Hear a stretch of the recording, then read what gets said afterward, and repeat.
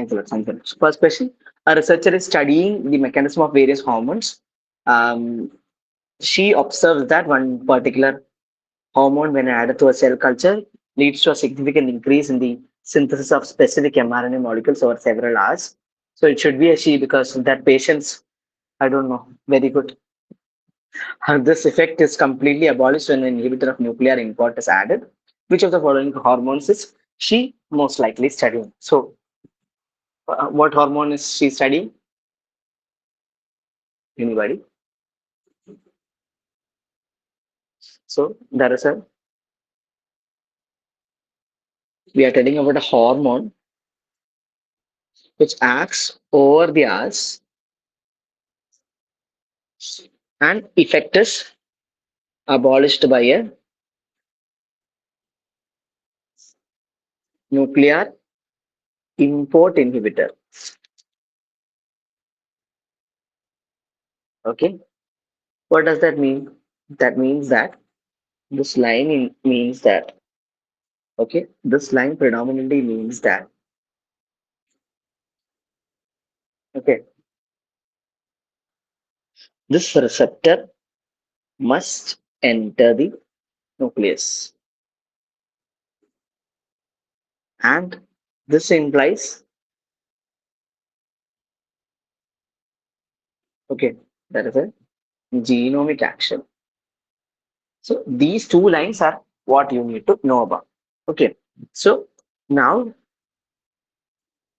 what is a typical hormone that follows this rule?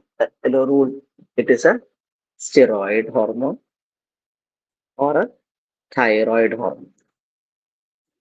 Why? Because they have intracellular receptors.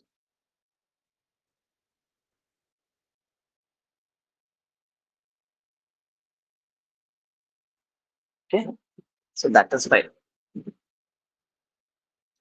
Now, what is the mechanism of action of thyroxine?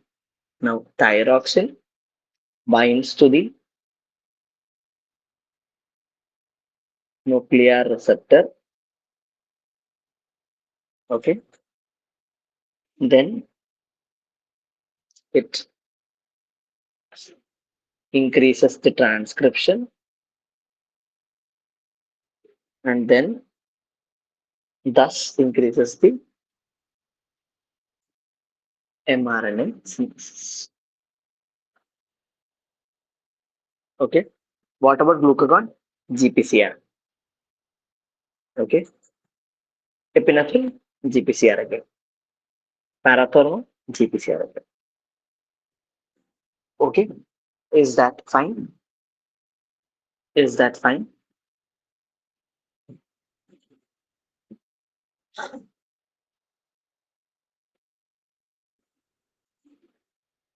Okay.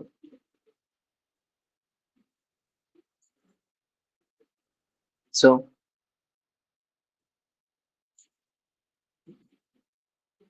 which of the following substrates is not glucogen? Okay, so the concept is which of the following substrate cannot form glucose via gluconeogenesis? So, the meaning of this, so the meaning of this statement is it is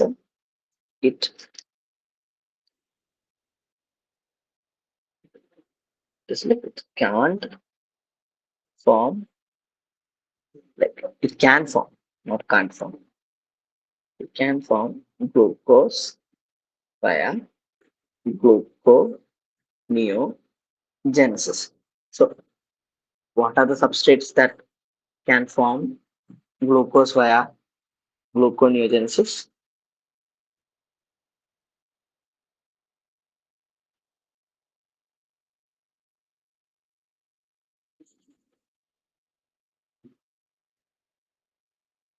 Okay, all odd chain fatty acids. Okay, then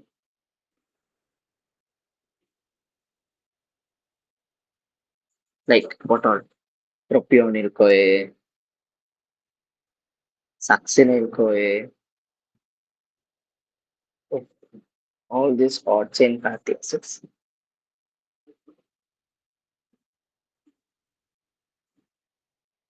Okay.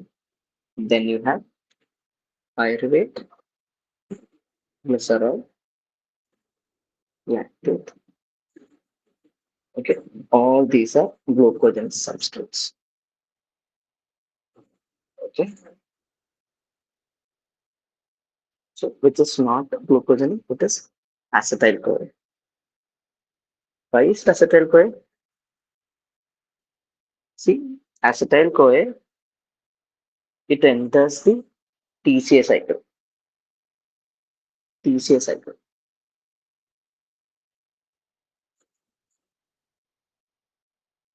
Okay.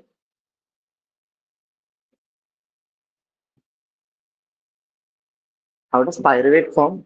Pyruvate gets converted to oxaloacetate and then converts it to phosphoenol pyruvate and that converts it to glucose.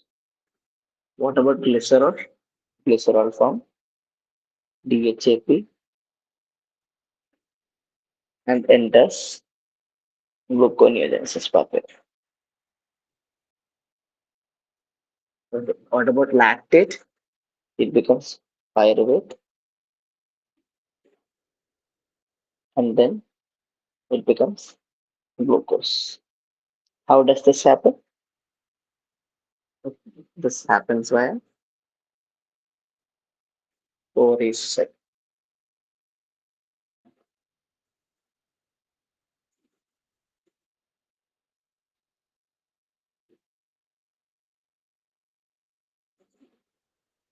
Okay. So is that clear?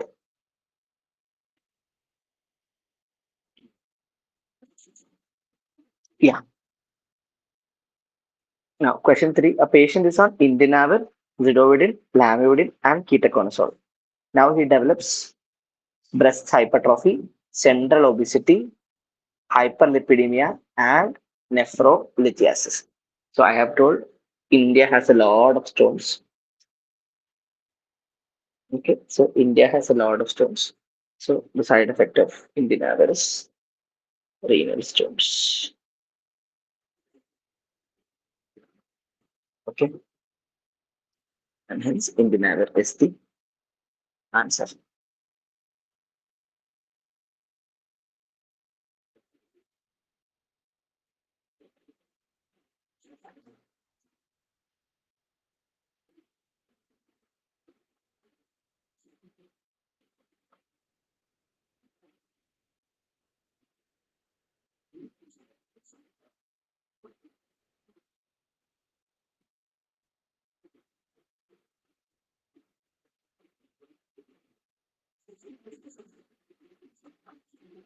Okay,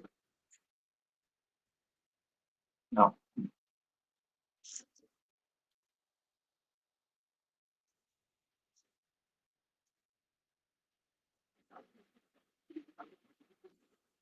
lamivudine is a lamivudine is a nucleoside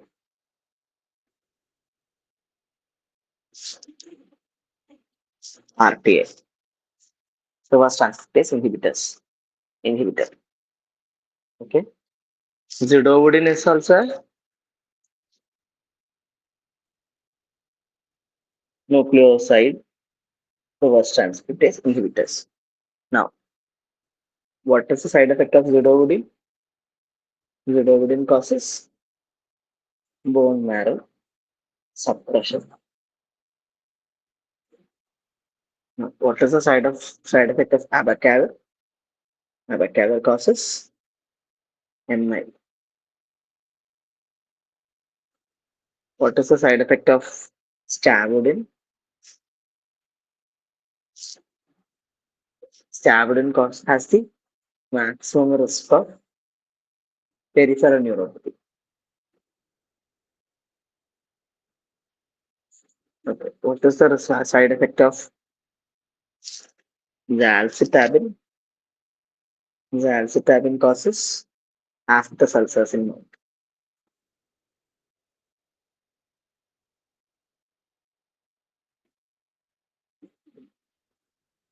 What is the side effect of emtricitabine?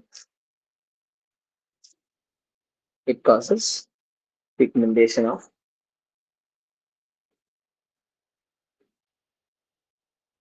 palms and soles. Okay. And what is the side effect of diadenosine? Diadenosine causes, it has the maximum risk of pancreatitis. So lamivudine has the lowest risk of two P's. One is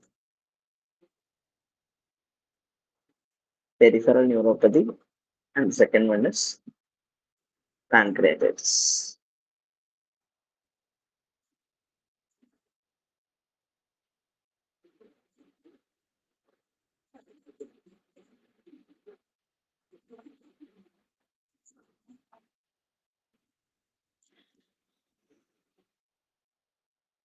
Okay. Now, another point you need to keep in mind is the protease inhibitors.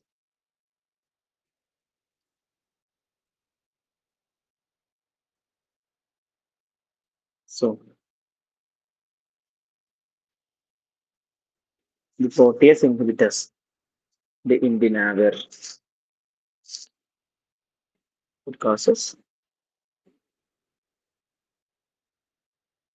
renal stones and hyperbilirubinemia.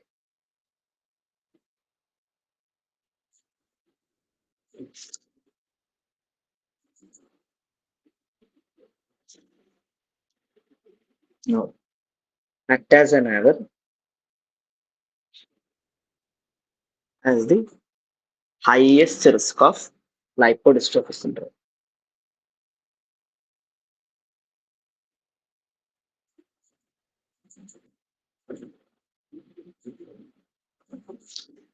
Okay. Okay. And ritonavir has the strongest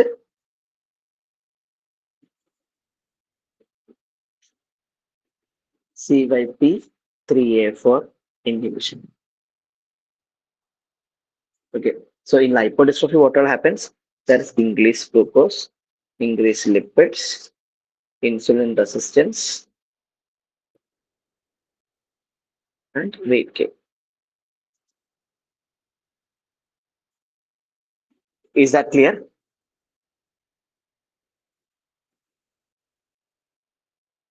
So I have covered almost all the PYQs here. Okay. Okay. Now, question number 4. 10-year-old boy presents with DMD. Now, genetic analysis shows CAA or glutamine. So, CAA glutamine getting converted to UAA or the stop codon. So, what happens here? There is premature termination of protein synthesis. Okay, that is a single nucleotide substitution. See, a single nucleotide substitution change an amino acid into a stop codon. Okay, thus you get a, what is the result? You get a truncated non-functional protein. Okay, and this is actually absolute nonsense, and that is what happens. It is a nonsense mutation. Okay, like what are the other stop codons? UAA, UAG, UGA. You are away, you are gone, you go away. Okay. Now, what will happen in a missense mutation? in a missense mutation. Okay, one amino acid changes to another amino acid, and proteins are still produced, but they are often partially functional.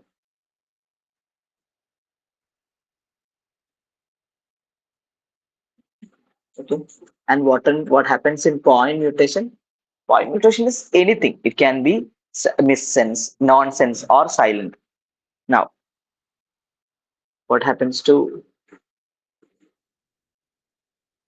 silent mutation? So, in silent mutation, actually codon changes, but same amino acid, and there is no function of it.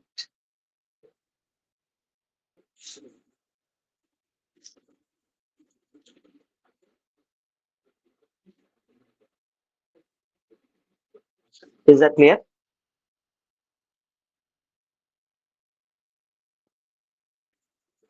Thank you. Now, question number 5. 37-week-old pregnant woman with no prior ANC coming for immunization approved. So now you give one dose of TD vaccine, and then you give second dose after 4 weeks, even if she delivers in the meantime. Mm.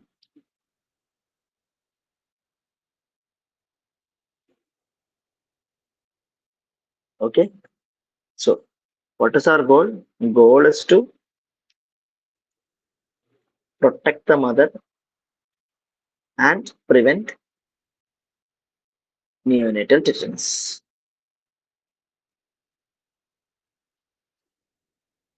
Okay. So you give TD immediately, which will initiate maternal immunity as well as provide partial protection to newborn.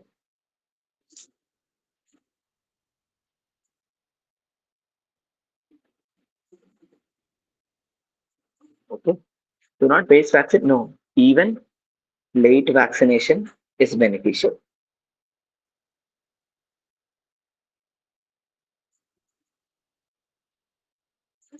Okay. Not useful for this. No, no, no, no. Partial protection is present.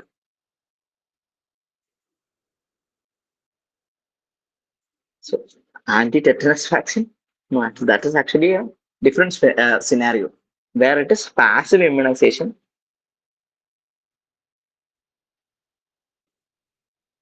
You using wounds or any tetanus prone injuries. Okay. So why does it give maternal immunity? Because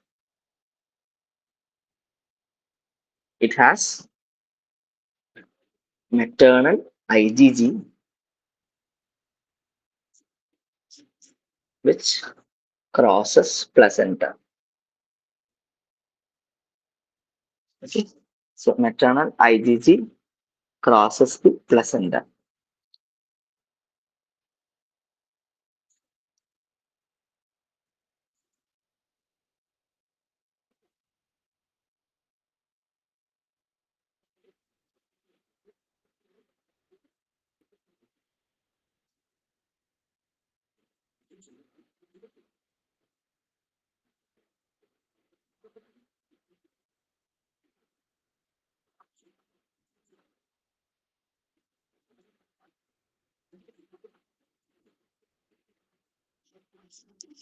Okay.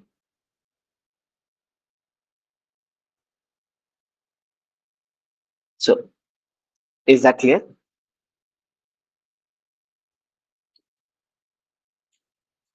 Yeah. Now, question number 6. They're asking objective tests of hearing. Okay.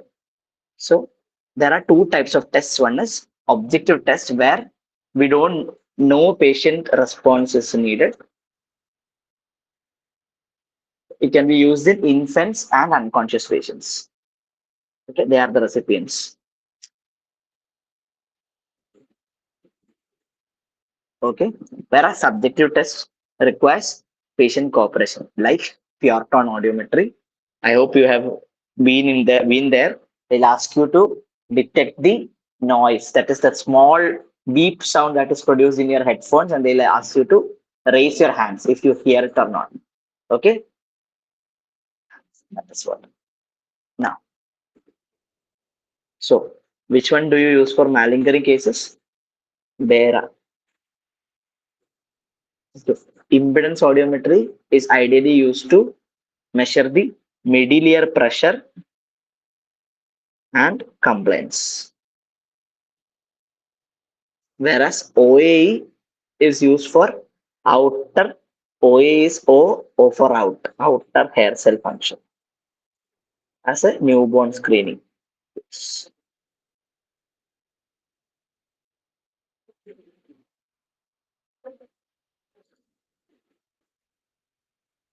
Okay, now question number 7.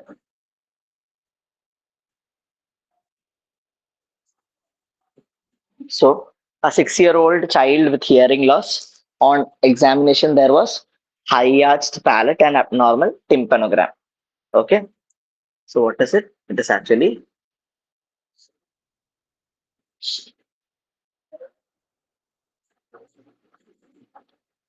so what does the tympanogram show? Tell me, what does the tympanogram show?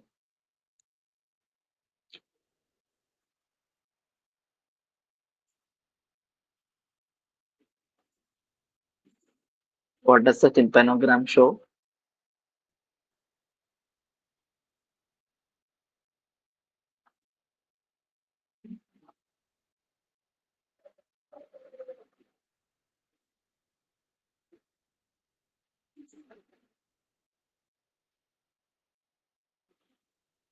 Is somebody typing? I didn't see.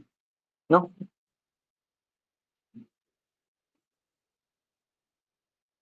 What does the tympanogram show?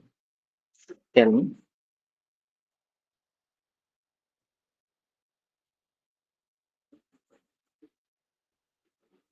Okay. So this is actually a B-type curve. Okay. So you have various curves. This is C.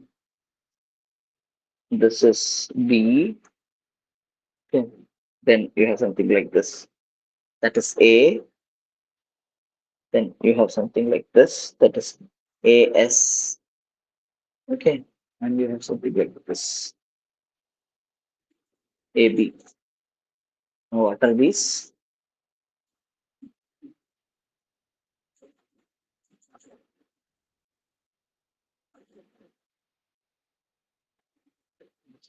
AT. So what are these? A type is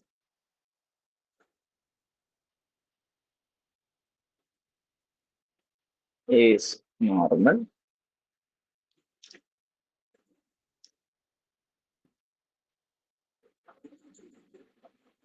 AD is oscular discontinuity.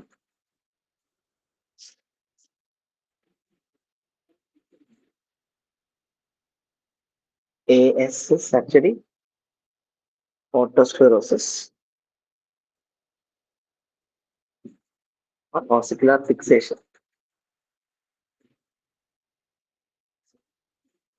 No.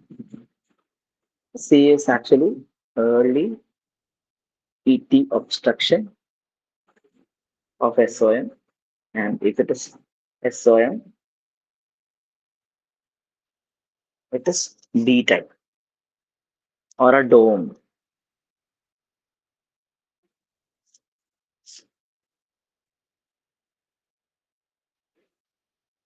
Okay, and if it is a flat curve, then it means fluid is completely in the medulla.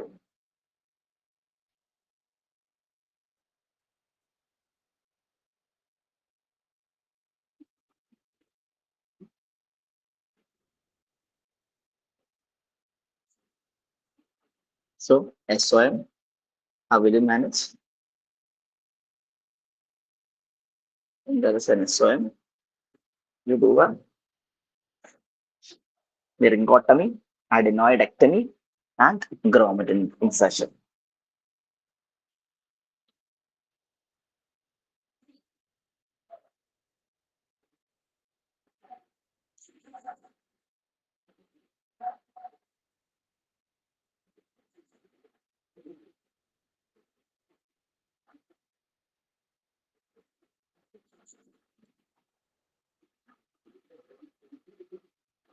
It's adenoid patient. Okay. Children, is this clear? Is that clear?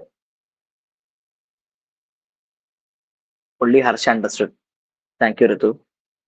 Gaurav, Valsa.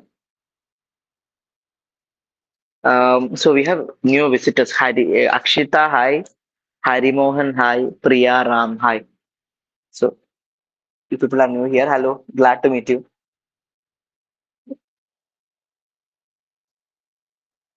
The three of you, are you understanding? Hi, dear. Hi, hi, hi, hi. Priya, hi. Thank you. Hari Mohan is also there. Thank you. Okay. Now, question number 8.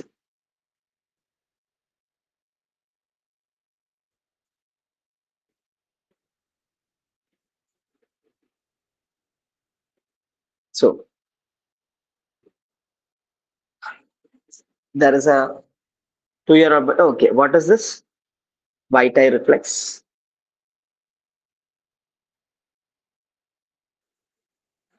It is nothing but retinoblastoma.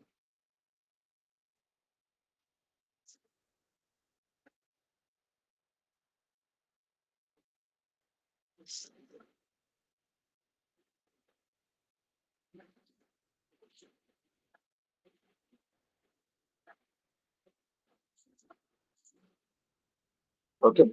So the mechanism is actually neural. Okay. Via the optic nerve, it goes to the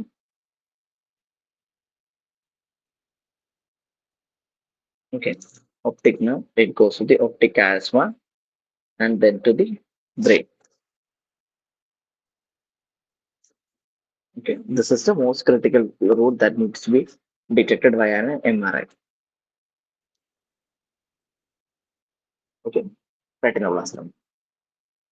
We need to also look for intracranial extension. Okay.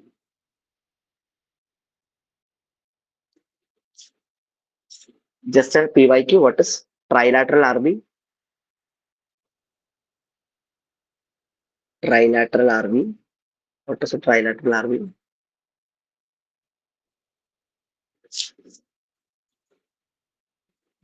So trilateral RV is actually bilateral RV exactly with pineal gland tumor, pinealoblastoma. Okay. Direct spread is there, hematogenous spread is there, no lymphatic spread. Okay. Now, next question, question number 9.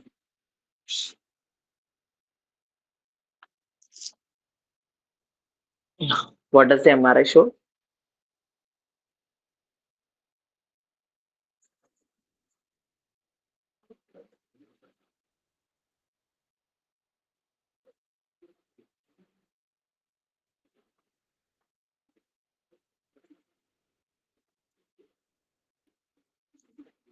What does the MRI show? Anybody?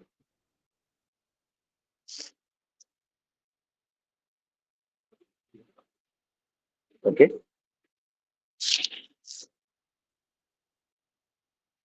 So you can see these lesions. See, these are actually Dawson's fingers. Okay. What are Dawson's fingers? They are actually the periventricular lesions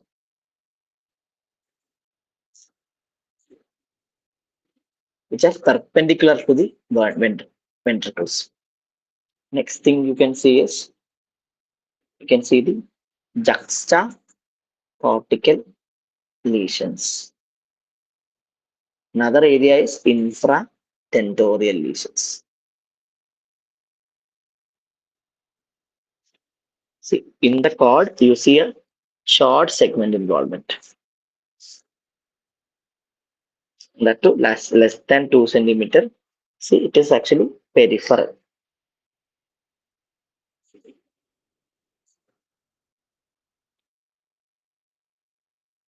Okay. Another point you need to know is Dawson's fingers are along the medullary veins.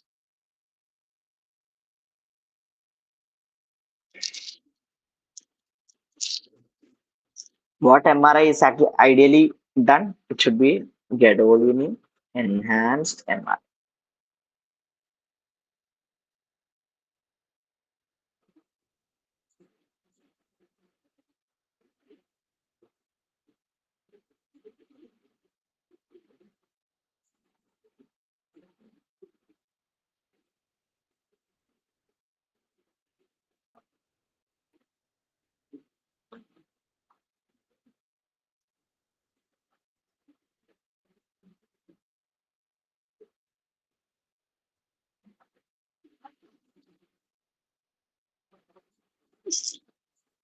Okay.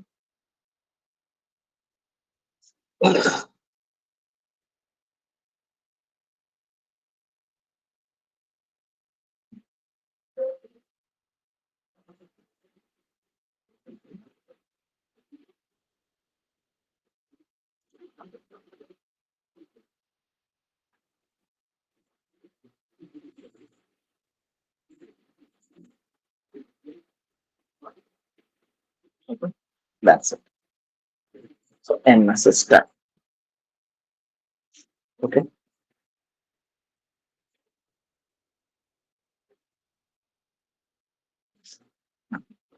Question number 10.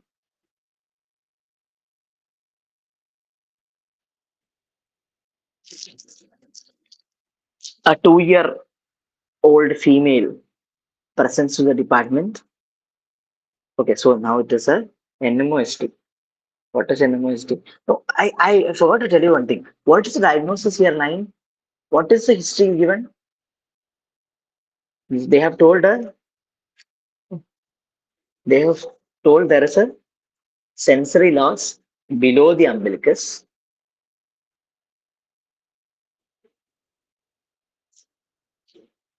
with, yeah, proximal more than, no, distal more than proximal weakness.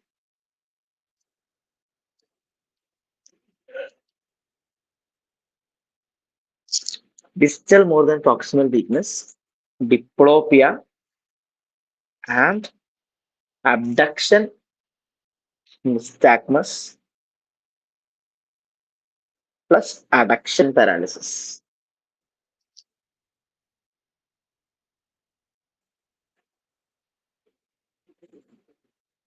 Okay, so what is this classical? This is classical INO, internuclear ophthalmoplegia. Where is the lesion? It is at the MLS, medial longitudinal fasciculus, and the classical association is actually multiple sclerosis.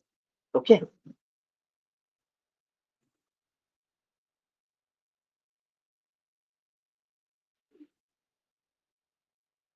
now how do you differentiate between MS and NMOST? So that is another important area. So MS versus NMOST. NMO is neuromyelitis optica spectrum disorder. Okay, I'm not considering you small and all by telling these full forms, but still, maybe somebody like me who likes people telling them everything is good. Thank you, Priya.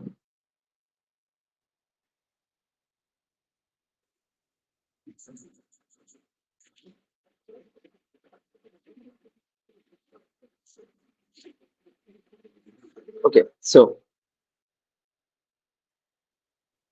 what is the? It is a short segment caudation. That is less than 2 segments. It is a NMOSD is a long segment, more than or equal to 3 segments are involved. So optic neuritis in MS will be mild and unilateral, whereas in NMOSD it will be severe bilateral. Area postrema involvement is rare in MS, whereas it is very common. Hiccups will be present in NMOSD. Cortex involvement is present in MS, whereas in NMO spectrum it is absent. Antibody is actually OCB or the oligoclonal bands, whereas in NMOSD it is aquaporin 4 IgG. Okay, so NMO has no cortex involvement.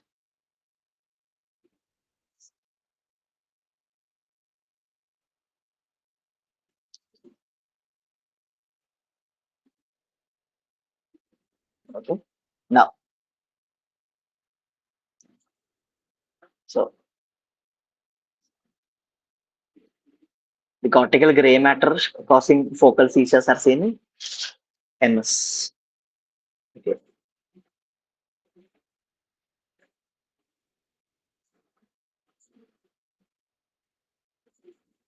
okay. What are the other features of NMOSD? It can be optic neuritis with acute myelitis, with area prostrema syndrome, like hiccups, vomiting, or an acute brainstem syndrome,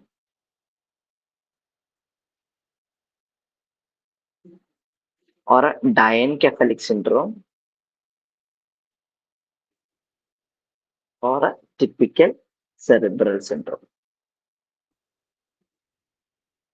Okay, so did you understand this? Did you understand this? There is the point you can see is there is a rapid paraplegia.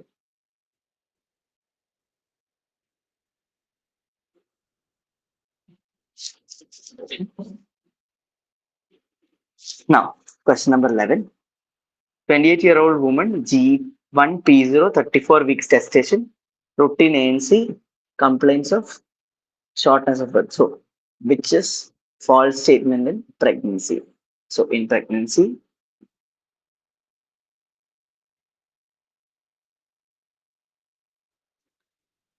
okay, TV and movie increases. TV increases, minute ventilation increases. Also, IC increases. So, IC, TV, movie increases. Okay. So, IC, movie in a TV. So, all these increases. Okay. Now, what about cardiac output? Yes, cardiac output increases by 30 to 50%. Then total protein, yes. Actually, plasma volume increases and causes hemodilution. But actually, overall protein synthesis is high.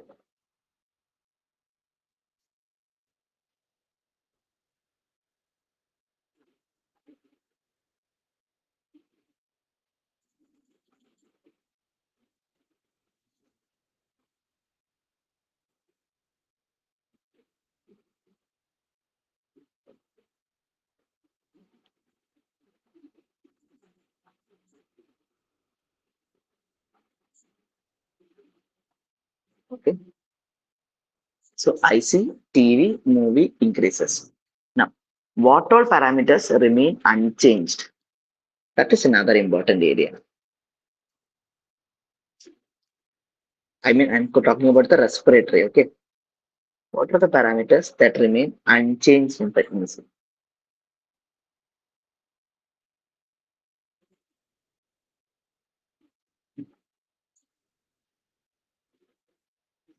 Now, parameters that remain unchanged are the IRV, the RV, I mean IRV, the RR, the VC, okay, these three. Okay. Rest all parameters decreases. Okay, rest all parameters. That is residual volume decreases. Then function residual capacity that decreases. Okay, everything decreases. Okay, very important.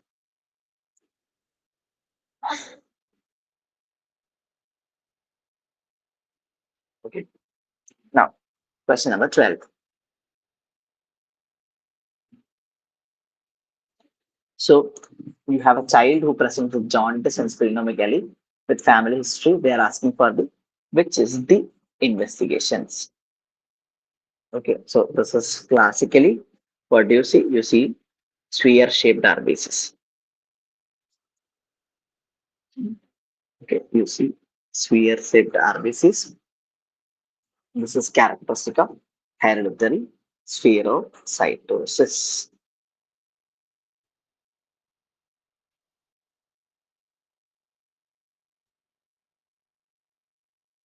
Okay, sphere shaped RBCs of hereditary spherocytosis.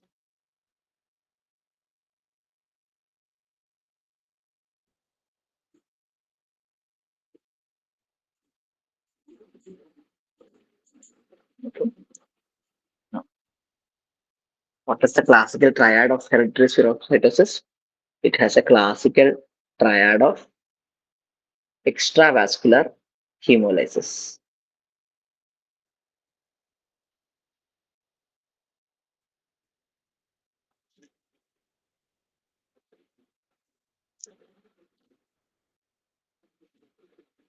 So, what is the triad? There is pallor, jaundice with splenomegaly. Okay, you also get bile pigment gallstones. What are the lab parameters that you get? Okay, HB is reduced, MCV is reduced, MCH is variable, MCHC is increase. So this is an important finding because you don't get any other disease with increased MCHC. Here the MCHC is typically increased. Then you have increased RDW and increased retic. Now, what are the tests you use? You have a screening test called as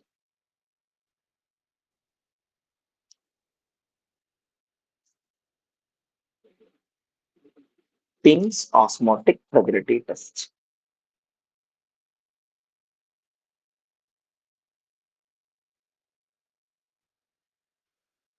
In a normal person, RBC lysis begins at 0.5% NaCl and completes at around 0.3% NaCl. Whereas in HS patient, the patient has high osmotic fragility, that is weak, and the graph shifts towards the right.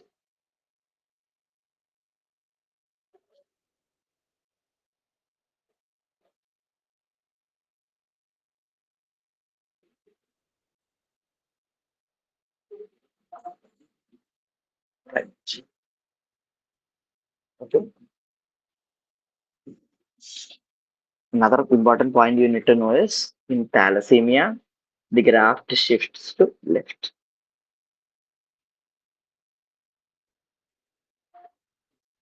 Okay. Now, what is a confirmatory test?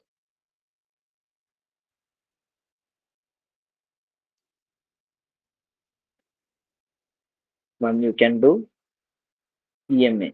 What is EMA? Eosin 5' Malimide test. And then you can do for flow cyto. Okay. And what is the mutation you see?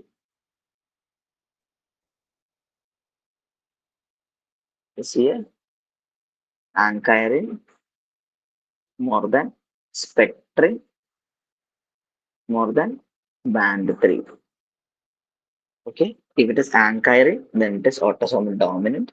If it is spectrin, it is autosomal recessive. And in band 3, you will get pincer cells or mushroom cells.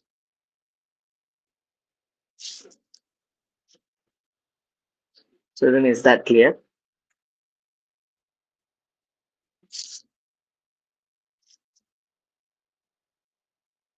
Okay. Okay. So now question number 13. So now you have a case of neurolacterism.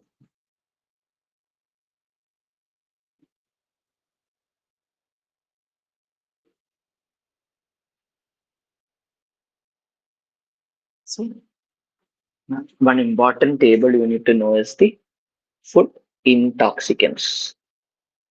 Okay, this table, one question you can highly expect here.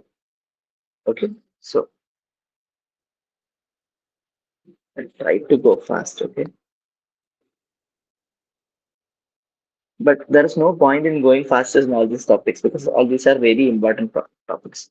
Okay, I hope you don't mind. Yeah. So one is neurolacterism. Then you have the epidemic dropsy. Then they ask you ergotism. Then they ask aflatoxicosis. And then they ask the endemic ascites.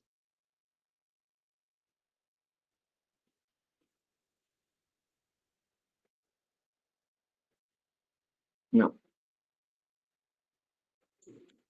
what is the toxin? It is BOA. What is BOA? Beta oxalate aminoaline. Oxalate aminoaline. Aminoaline. Okay. What is the toxin epidemic dropsy? It is sanguinary. Where do you get sanguinary? It is from the crotal area seeds.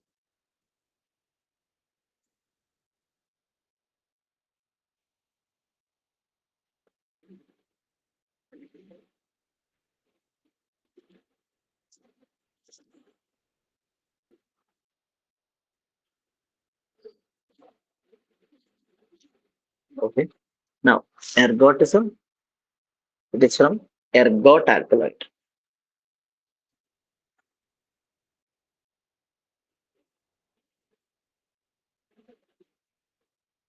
Which one? Claviceps purpura.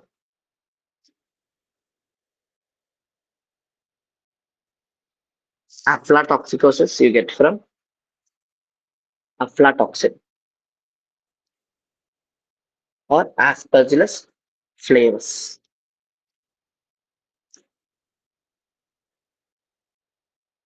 And endemic ascites is from pyrolisidin. Pyrolisidin, which is from crotalaria seeds. Oh, I'm sorry. See. Epidemic dropsy sanguinary. So sanguinary is from Argimon mexicana, not crotalaria. That is what. Very sorry.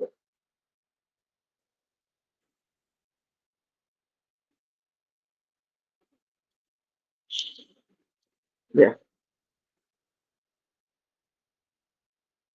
It's been a while since I read all these things. So that's why. Now, which food product does this cause from? So, neurolacterism is from Kesari dal, Lacterus sativus. Okay. Now, epidemic dropsy is from adulterated mustard oil. Now, ergot is from the rye, sorghum, bajra, and all. Now, afla is from stored grains, whereas endemic ascites is from adulterated millets. So all these are adulterated. Okay, I just I suppose you all know all this. Okay. Now, lastly, how will you prevent? You give vitamin C, then parboiling. Okay. To prevent epidemic stropsy, you do the nitric acid test. The nitric acid test. Oh my god. Nitric acid test or the chromatography on the mustard oil. For ergotism, you put a floating plant in 20% salt solution. What about aflatoxicosis? You give low humidity and improve ventilation. And millets, what will you do? You do seed. Okay.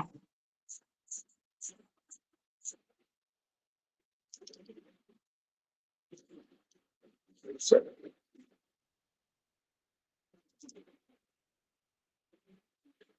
guys, is that clear?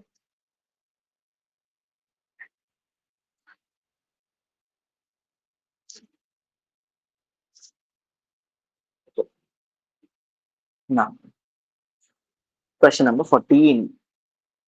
So, Wernicke's encephalopathy, we already discussed it as thiamine deficiency. Okay. Now, 15. mRNA involves the removal of which of the following lymph nodes? So, neck reduction, neck dissection.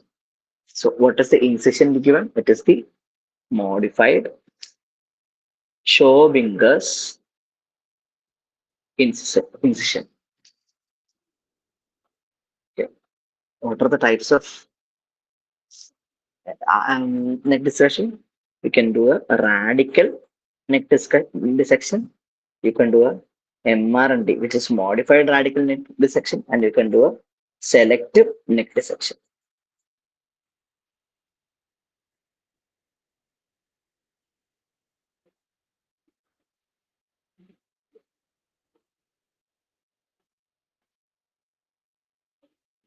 Okay.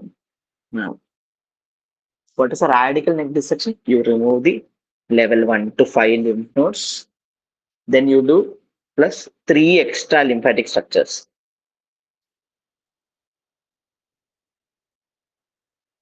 What are they? The SCM, ceanocular mastoid, the IJV, and the spinal accessory nerve. And along with that, you remove the submandibular gland and tail of parotid.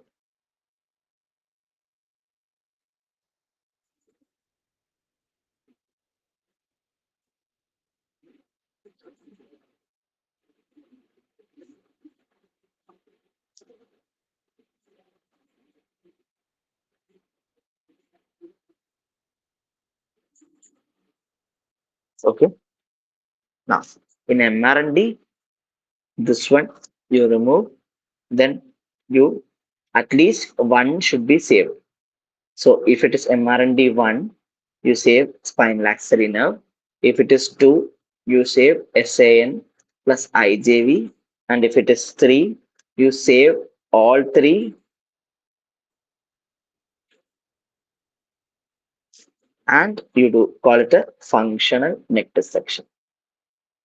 Now, selective, if it is central, then only level 6 or the Delphian. If it is supra-omohyoid,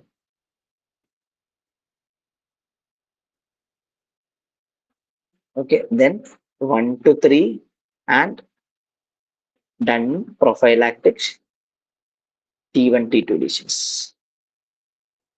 Okay, if it is extended supraomohyoid neck dissection,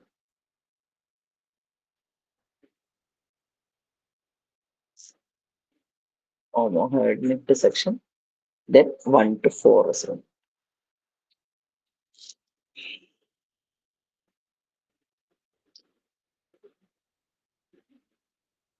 Is that clear?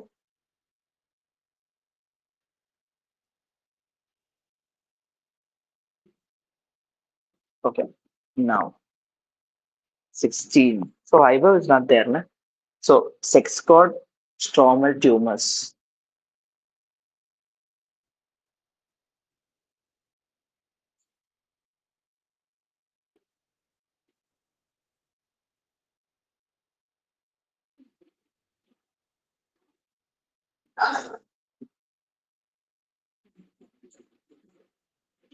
So sex cord stromal tumors can be estrogen secreting,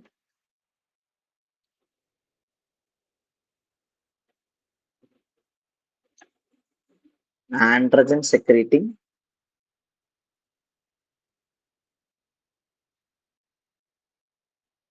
they're also called as androblastoma or arenoblastoma. Okay, this is from Williams, okay? And you have stromal tumors.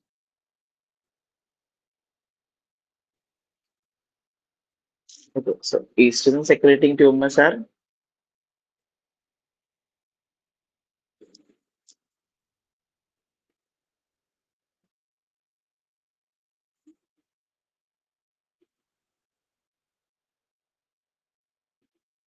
the granulosa cell tumor. The androgen secreting tumors are the Sertoli cell tumor, the Leydig cell tumor, and the Hylas cell tumor. Stromal tumors are fibroma, thecoma, which can also generate estrogen, and fibrothecoma.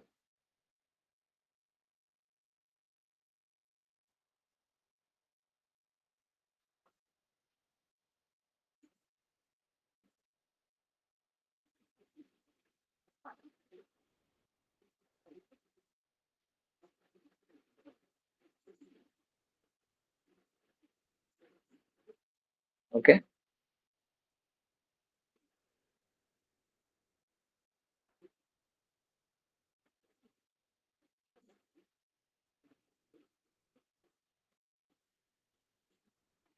That's it.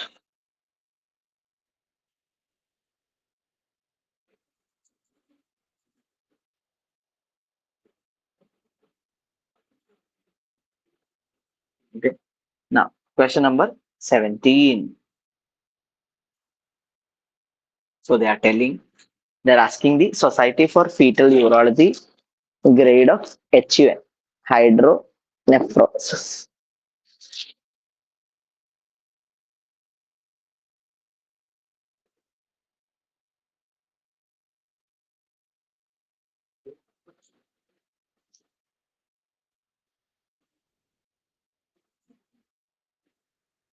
So, PUJ obstruction,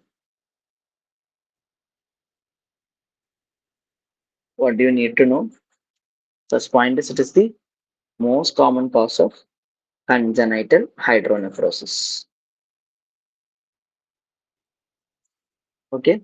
And there is an adynamic obstruction. So, what does IVU show? IVU shows there's clubbing of the calyces.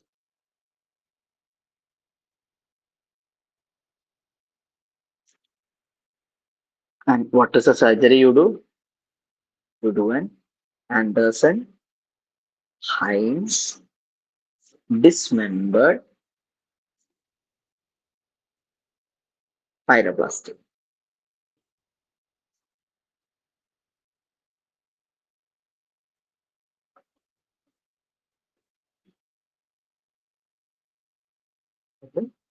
Now, what is grade 1 here?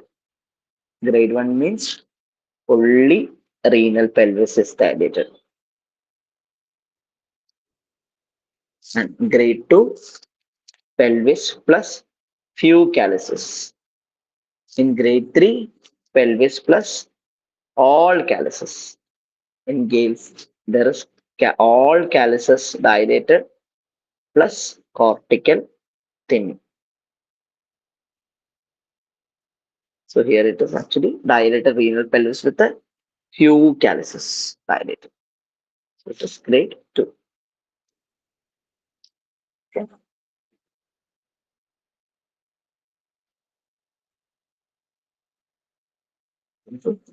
Few calyces, no cortical thinning. Okay. Now, question number 18. So they are telling dextran is a good plasma expander. But what happens? It has interference with blood grouping.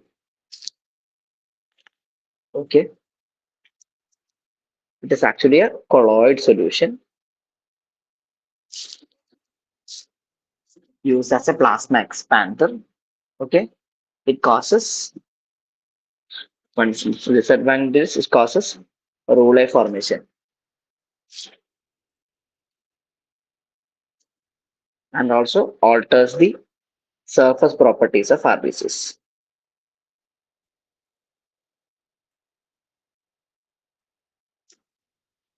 Okay. Other side effects are anaphylaxis, then bleeding tendency due to the platelet dysfunction,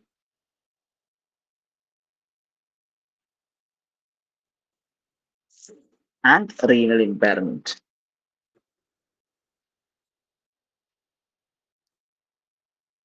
This is actually right. Okay, now question number 19. So, while performing the Dix-Hallpike maneuver, peripheral nystagmus differs from central nystagmus in the following ways, except what?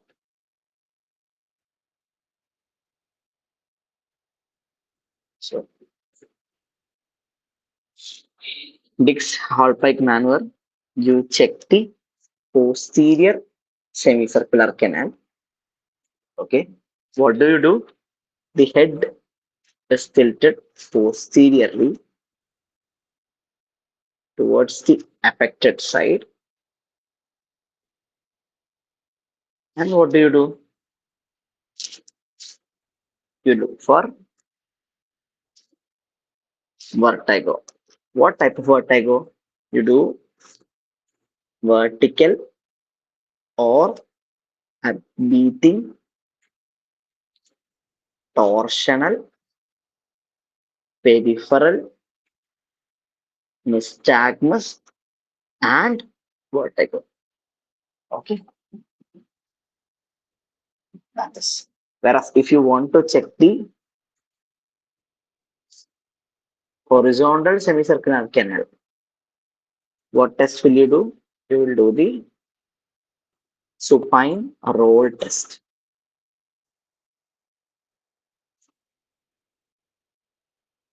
Okay. Now, how will you differentiate between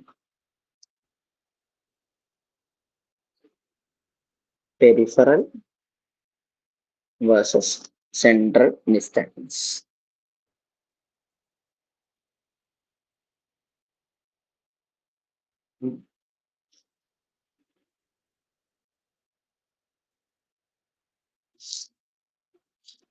Let us see latency, duration, fatigue, direction of fast component, then optic fixation, and lastly, one more torsion.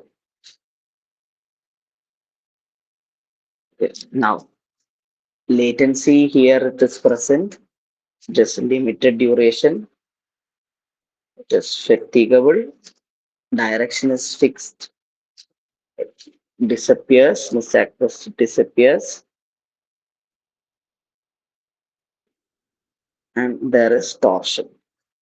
It is pure horizontal or vertical or torsional. Nystagmus persists. It is changing. No fatigue, not limited, no latency. Okay, that is the classical feature. So this is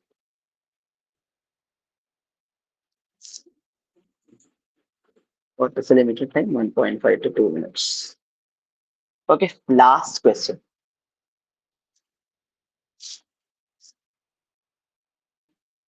Last question. 72-year-old male with a his 15-year. So what is the malignant transformation in a Paget's disease of bone? Okay, in Paget's disease, there is increased bone turnover and disorganized bone formation, and thus there can be sarcomatous transformation. So, what are the malignancies associated? They are osteosarcoma, chondrosarcoma, fibrosarcoma, or spindle cell sarcoma.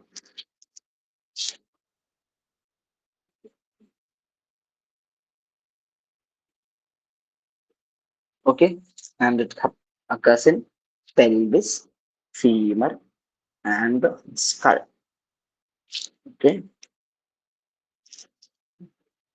bone turnover is high, ALP is high with disorganized structure.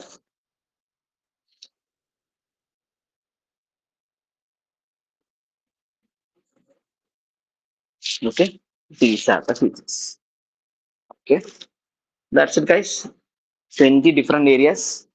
Okay, 1 hour 15 minutes. Thank you.